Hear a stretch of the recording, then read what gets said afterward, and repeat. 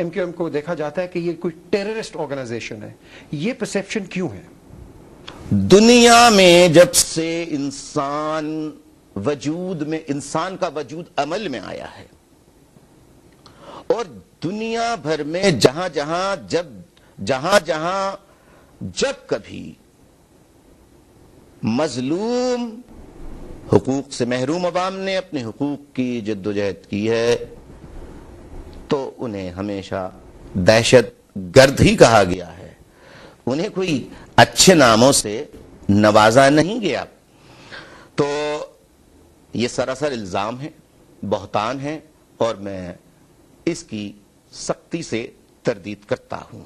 ہاں، یہاں ایک وضاحت کر دوں کہ یہ دہشت گردی کا الزام وہ لوگ لگاتے ہیں جو ایم کیو ایم کی فلسفی سے دہشت کھاتے ہیں.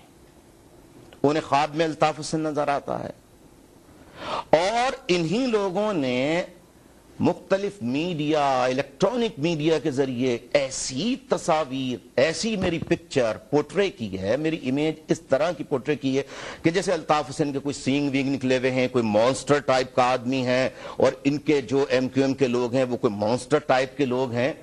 لیکن دنیا دیکھ رہی ہے کہ ایسا نہیں ہے. لیکن مثال کے طور پہ صوبہ سرحد، مثال کے طور پہ صوبہ بلوچستان، مثال کے طور پر صوبہ پنجاب.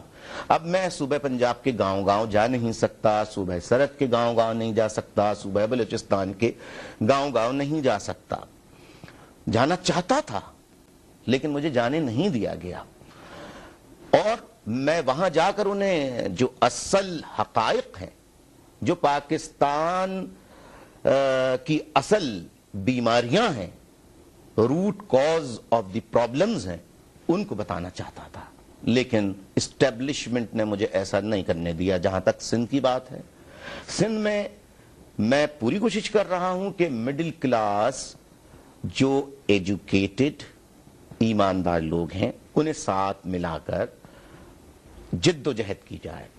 اور میری ساتھ ساتھ کوشش یہ بھی ہے کہ جو ایم کیو ایم کی فلسفی ہے، جو بیس کرتی ہے ریئلزم اور پریکٹیکلزم پر، یعنی کہ مڈل کلاس آرڈر